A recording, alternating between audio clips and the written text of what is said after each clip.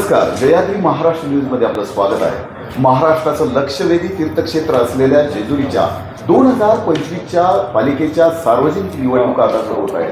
मोठी धांदल जेजुरी शहरातून सुरू आहे आणि उद्या गुरुवारी महाराष्ट्र राज्याचे लाडके उपमुख्यमंत्री माननीय अजितदादा पवार यांचं हेलिकॉप्टरनी उद्या सायंकाळी 4 वाजता आगमन होत आहे आणि या आगमनार्थ जेजुरीमध्ये त्याची फार मोठ्या प्रमाणावरती चर्चा सुरू आहे। कारण उमेदवाराची प्रचार आहे आणि नगराध्यक्षपदाचे तरुण युवा तडफदार उमेदवार आज हे जयदीप भैया बारबाई यांच्याशी आपण या प्रचारासंदर्भात बातचीत करणार आहोत। उद्या कशा प्रकारचं नियोजन असणार आहे?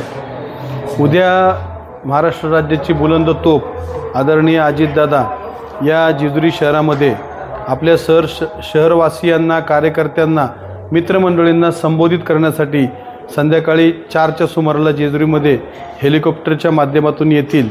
तर माझी या ठिकाणी सर्व जेजुरीकरांना आग्रहाची कळकळीची विनंती आहे की आपल्या जेजुरीतले जे मूलभूत प्रश्न आहेत, तो सगळ्यात मोठा प्रश्न पाण्याचा, कचऱ्याचा, औद्योगिक क्षेत्राला आपल्यामध्ये समाविष्ट करण्याचा, जेजुरीच्या आसपासच्या सर्व ज्या हद्दवाढ करण्याचा, जेजुरीमध्ये जो आत्ता कचऱ्याची मोठी समस्या झालेली आहे, या सर्व समस्यांचं निवारण करायचं असेल तर आपल्याला अजितदादांची साथ हवी आहे।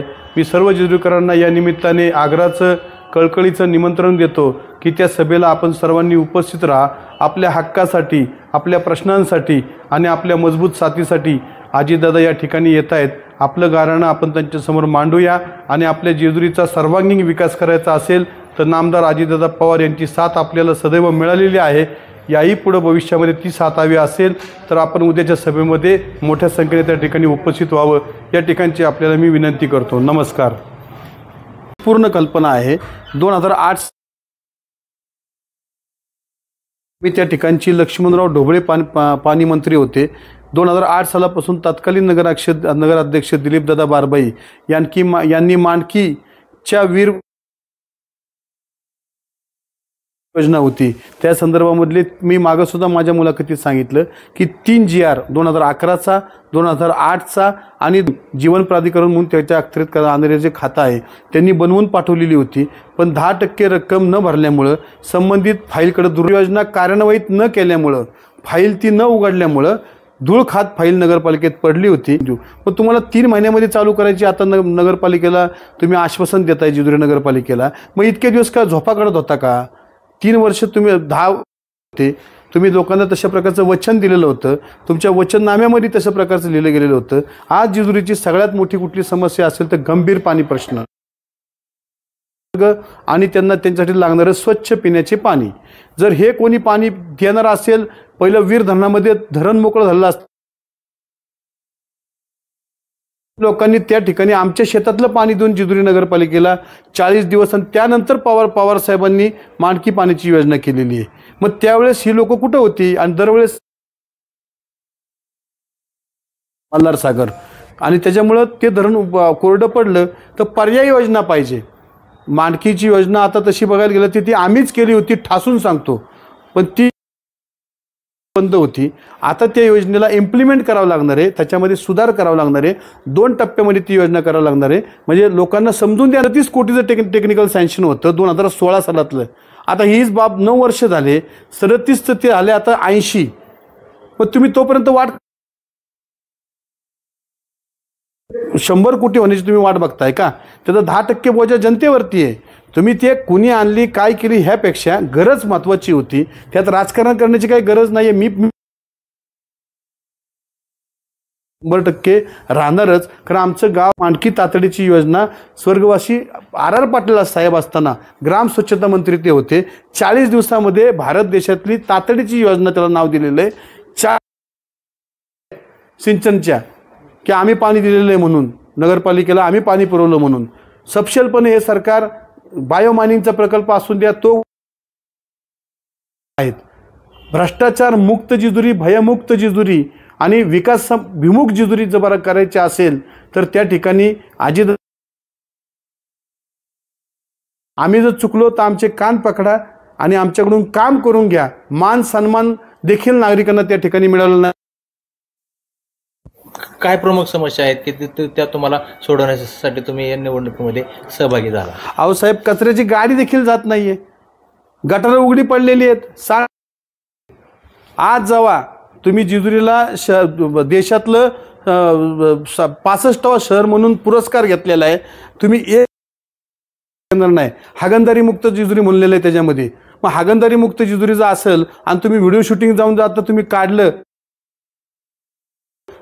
येणाऱ्या भाविकांसाठी, इथल्या गोरगरीब लोकांसाठी बनवलेली आहेत, तुम्ही तिथं उभं नाही राहू शकत. तुंबलेली आहेत ती कितीतरी वर्ष आले. आणि मग जोपर्यंत फक्त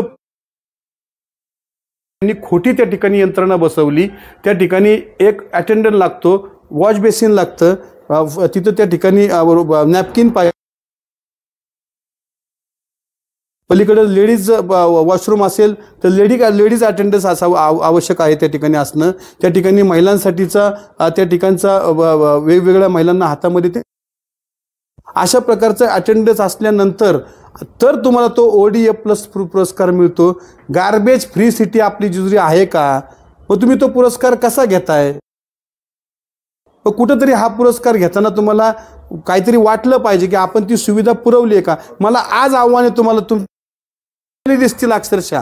म्हणजे लोक तिथं 10 फुटावरून तिथं सुद्धा जाऊ शकत नाहीये.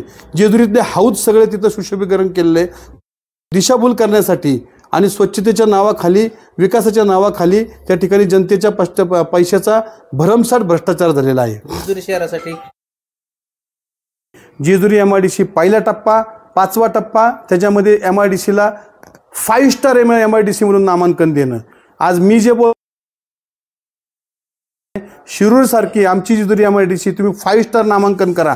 5 स्टार नामांकन का करा? तर एखादा IT पार्कचा त्या ठिकाणी कुठला चौकोने तिथं लघु उद्योग होतात, तिथं त्या ठिकाणी फूड प्रोसेसिंग कारखाने येतात. पण जेजुरीच्या MIDC मध्ये आज जर आम्ही या जेजुरीतला कचरा घेऊन तिथं लोकांना तिथं रोजगार मिळेल, जेजुरीच्या कचऱ्याची समस्या सुटेल, जेजुरीची MIDC जर जेजुरीच्या रेव्हेन्यू हद्दीमध्ये आली, हद्दवाढीमध्ये आली तर जेजुरीचा जनार्दन जे ठरवणार आहे. कारण ही थेट निवडणूक आहे.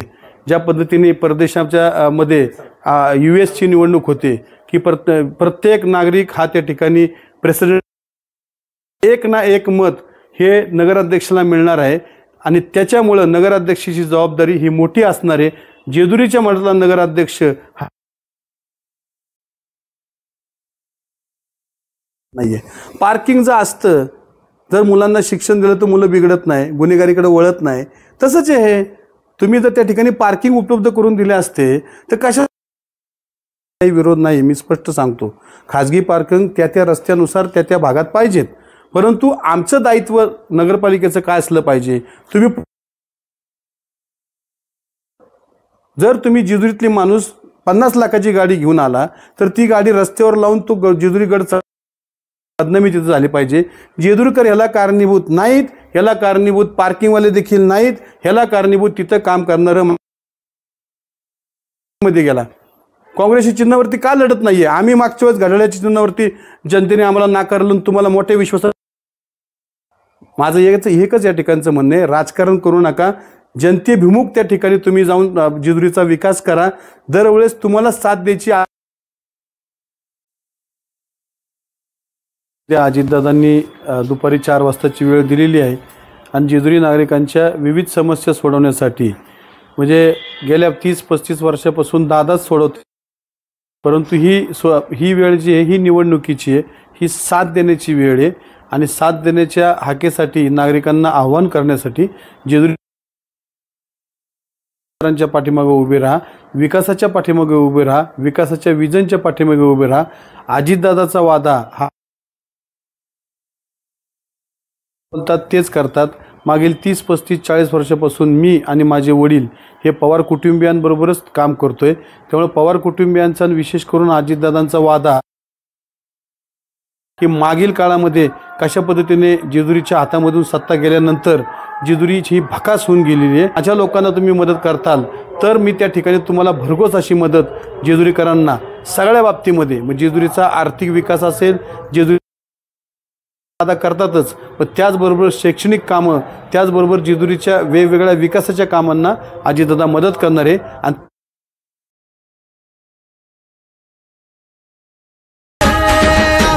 पसरुनी उंच झेप घेतली